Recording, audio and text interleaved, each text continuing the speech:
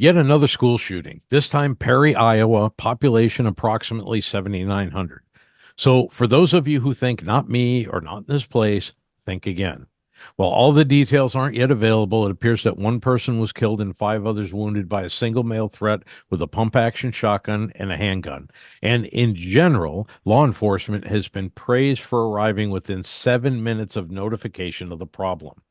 And the praise is well deserved. There's a problem, however. Stand by, and I'll explain what the problem is and what has to be done to correct it.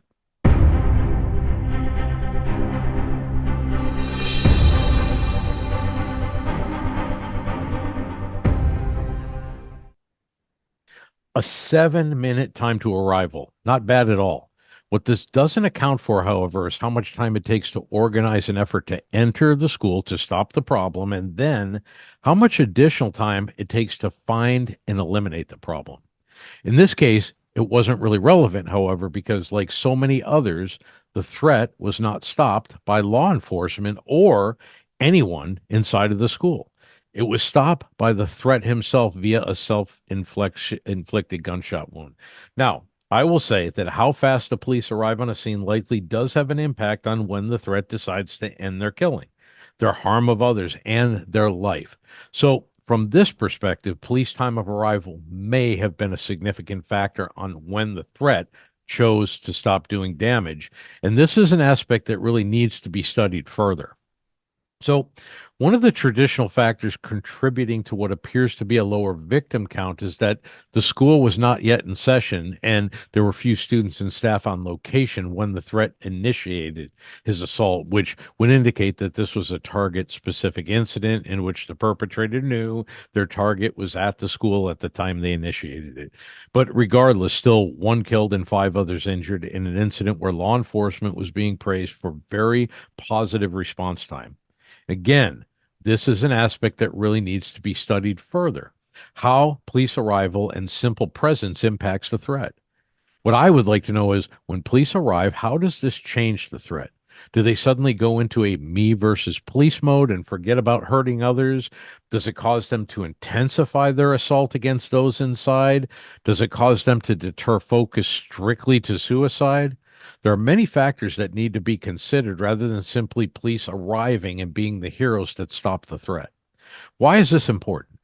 Well, one example would be if the threat changes from a focus on hurting people inside the school to a me versus the police mode, it could further enhance reaction opportunities for those inside if that's understood. That's one of the many reasons why understanding this is aspect of this stuff is so critical. Right now, law enforcement response focuses solely on them stopping the threat, which rarely happens. And one additional thing to note. Apparently, this school has a school resource officer who had not yet arrived. Whether or not the threat knew this or not is unknown, but I will say this. The fact that schools have school resource officers does not seem to be a significant deterrent to threats. You know, I tell parents daily that the fact that their kid's school hasn't been the victim of an incident of mass violence has nothing to do with what the school has done to prevent such a thing. Rather, it's only because it hasn't yet been chosen. And if it is chosen, the results will be the same as they are in every other incident in which a school is chosen. Victim counts are going to be way too high. So here's what I need you to know and understand before you start to hear supposed expert after expert unpack this incident. Again, the focus to find resolve continues to remain on how fast the heroes arrive to stop people and stop the threat. And again, this is an important aspect of resolving these incidents, but as long as it remains the primary focus, the results are never going to change. In this case, even if the threat chose to stop hurting and killing victims, potentially and likely due to arrival of the police, there was still a 7 minute at minimum life or death gap, which is the time that starts the second you know there's danger to you or someone you love and care for, and it expands until the time you know 100% for certain the danger no longer exists. And again, it was likely longer than 7 minutes because what we don't know is how long it took between the danger presenting itself and someone being able to report the problem. This is a huge life or death gap in spite of the fact that law enforcement is being praised, and rightly so, for how short their response time was. So here's the problem. Everything we do in the name of security focuses on submitting to the fact that if you're there, you're a victim, and the resolve and focus of processes, procedures, and even products remains. How can they lessen the amount of time in which victims are on their own to be slaughtered and get the heroes there to save them? I heard one supposed expert talk about the significant advance in preventing and deterring these incidents, citing mostly technology as the reason, more cameras, access control, alert applications, and on and on. This school, like almost all others that are chosen by threats, had all of these things, and they did nothing to stop the incident. So again, the focus is wrongly on things and others keeping us secure. The real resolve, instead of the effort to try and keep people secure, we should be teaching them how to be secure and empowering them to stop the threat if the circumstances are right. And do this by design rather than last resort.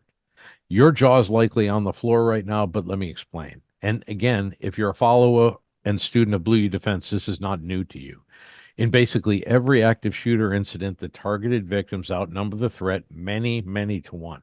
10, 50, 100, 500, in some schools, 1,000 to one.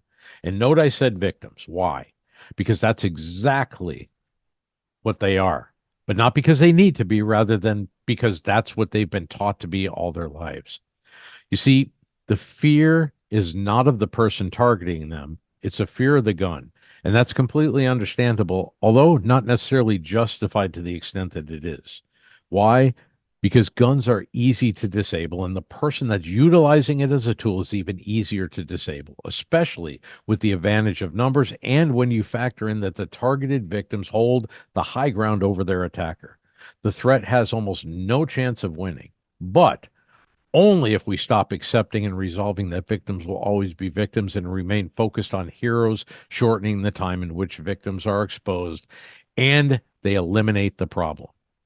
Run, hide, and fight play right into this fallacy that actually creates victims. Run, being the priority option, is excellent if you know what the threat is, and where it's moving from and to. If you don't know that, why the heck would running be a good option as opposed to strongholding in a place where you know there's no threat and preparing to destroy the threat if they attempt to breach your stronghold? And then there's fight, which is prioritized third after the two higher priority elements, run and hide. There's a huge difference between the term hide, which indicates avoiding victimization, and strongholding, which means preparing to destroy the threat using an advantage of the high ground that they simply cannot overcome without very specialized tools like explosives, flashbangs, hydraulics, and halogen tools for breaching heavy doors on heavy door frames. Here's the bottom line. If you know what you're doing, it turns those who would traditionally be called victims into a threat to the threat. It completely turns the tables. Is this easy to learn and master? Absolutely. In fact, anyone, regardless of how old, young, big, small, strong, weak, or what age or background or worldview is, you can learn and even master what I'm talking about without ever getting out of a chair. It's simply a matter of understanding the numerous advantages that the victims have over the threat in situations like this. And to be clear, I'm not talking about hunting down the threat, although that may be an option for some. I'm talking about strongholding and stopping the threat if the threat attempts to breach your stronghold. It's that simple. And one final important thing to remember: not one of the people in that school, and even likely the town, and most people, even in the state, ever thought this would happen to them in that place. But it did. And I say this regularly: if you're someone who doesn't believe anything will happen and therefore thinking about or preparing is not worth the time or the effort, and it does happen, you can't go back on the consequences. So you have to ask yourself, is the risk of that worth it? To these victims, families, and friends of these victims, they'll likely look backwards and wish they would have done things differently. Now, I'm not by any means saying this was their fault, but there are consequences to the things we do and don't do in any area of life. Understand that the risk of being chosen gets higher and higher as every day goes by. Never think, not me and not here. And if you can't get over that hurdle for yourself, get over it for your kids. If you stick with us, you'll learn what it takes to not only win and go home if you or the location where you are is chosen, but how to stop these threats completely. See you next time. Stay with us and stay safe.